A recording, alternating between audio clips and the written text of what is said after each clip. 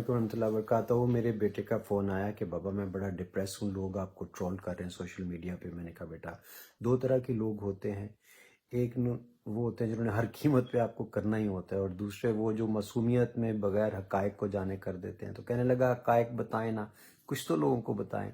تو میں نے دیکھا تو 4-5 پوائنٹس میرے ذہن میں آئے کہ ہوا کیا تھا. نمبر 1 تو لوگ جاننا چاہتے ہیں سیاست کیوں چھوڑی. اس کا جواب کوئی بھی نہیں ہے کیونکہ سب کو پتہ ہے, اور میں نے تفصیلی پریس کانفرنسز پہ کر دی تھی. نمبر 2 کہ میں نے علیم خان کی سوسائٹی کے لیے آتے ہی ادھر جناب شو کر دیا. تو اس کا جواب بڑا سمپل ہے کہ علیم خان کی سوسائٹی نہیں تھی, یہ ایک انٹرنیشنل ٹریڈ ایکسپو تھا جس میں بہت سارے لوگ آئے ہوئے تھے, اور بڑے بڑے پراپرٹی ٹائکونز انہوں نے پراپرٹیز بیچی. پاکستان میں اس کا سرمایہ گیا, اور یہ 2-3 مہینے پہلے کا ارینج کیا ہوا شو تھا. یہ علیم خان صاحب کی سوسائٹی کا شو نہیں تھا. تیسرا سوال یہ تھا کہ جی پیسے سے اتنی محبت ہے آپ کو کہ سیاست چھوڑتے ہی آپ سیدھا اگر شو کرنے کے لیے آ گئے ہیں. اس کا جواب یہ ہے کہ بالکل اتنی محبت نہیں ہے. اس شو کے سارے پیسے سہارا فار لائف ٹرسٹ کو گئے ہیں, ابرار الحق کو 1 روپیہ بھی اس میں سے نہیں گیا. اور اگر مجھے پیسے سے بڑا پیار ہوتا تو میں شادیوں کے شو نہ چھوڑتا جو ایک شادی میں سے 1 کروڑ روپیہ مجھے آفر ہوتا ہے. اور بلکہ انٹرنیشنل ہمارے سکھ بھائی جو آرٹسٹ ہیں وہ یہاں آ کے پاکستان میں شوز کر کے جاتے ہیں, اور گانے میرے گا رہے ہوتے ہیں اس میں. تو میں وہ کر سکتا ہوں مگر نہیں کرتا. کیوں؟ اس لیے کہ میری والدہ نے مجھے منع کیا تھا کہ تم نے یہ شوز نہیں کرنے, اور وہ ایک اصولی موقف میں نے بنایا ہوا ہے. اب تو سارے پاکستان کو پتہ ہے کہ میں وہ شوز نہیں کرتا. اگر کرتا ہوتا تو پھر میں مطلب اگر پیسے سے محبت ہوتی تو پھر میں سب سے پہلے وہ کر لیتا. پھر اگلی بات یہ ہے کہ جی کہ پی ٹی آئی کے کارکنان نے وہاں پہ کوئی ہلڑ بازی کی, بالکل ہی بے بنیاد خبر ہے. یہ انہوں نے ایک ادھر سے چیز اٹھائی ہے, ایک ادھر سے اٹھائی ہے, اور ایک ایسی سنسنی خیز چیز بنا کے پیش کر دی جس کو خود دیکھ کے میری ہنسی آ جاتی ہے کہ کیا زبردست انہوں نے کام کیا. اور کئی تو گانے بھی ایسے ایسے ڈب کر دیے انہوں نے جو وہم و گمان بھی نہیں انسان کے. بہرحال جس نے بھی کام کیا کریٹیولی وہ بڑا ذہین آدمی تھا, اور اس میں ٹکے کی صداقت نہیں ہے. بلکہ پی ٹی آئی والے بعد میں جو میرے پاس آئے, جی ہم نے اس کی تردید وغیرہ کی ہے, سب انہوں نے کر دیا کہ جی آپ تو ہمارے ہیرو ہیں اور فلاں ہیں.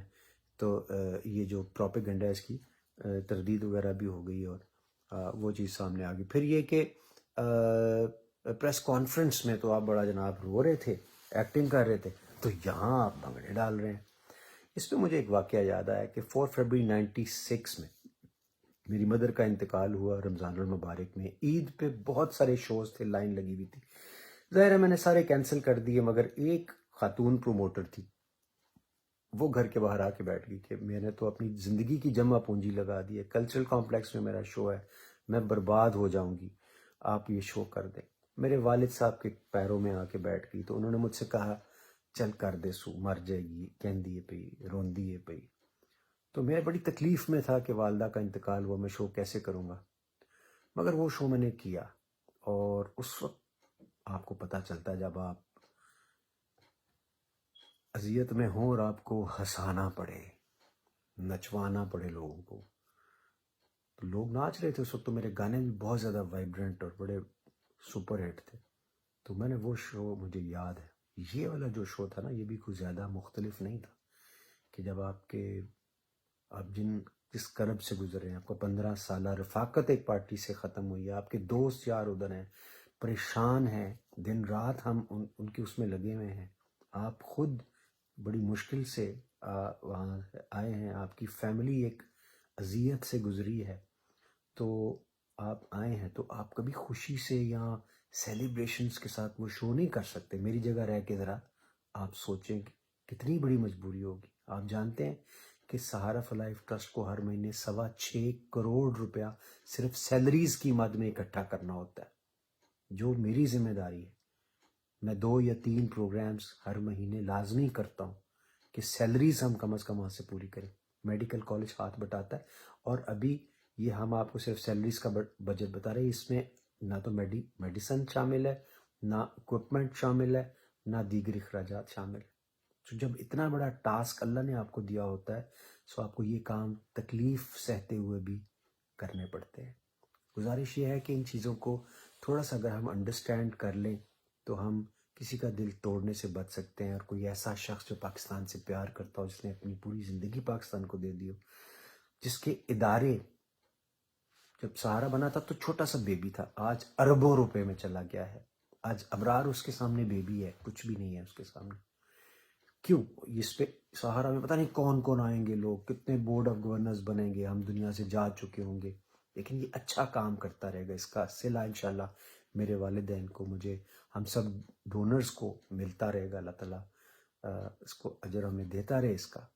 ایسے دل توڑنا اچھی بات نہیں ہوتی ہے.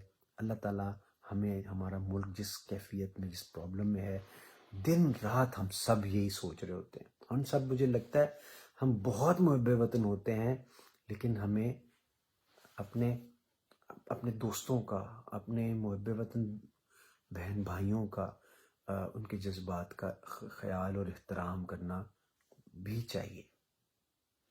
جرم و ود سزا نہیں دے دی. اللہ تعالیٰ آپ کا، میرا، ہم سب کا حامی و ناصر. بہت شکریہ.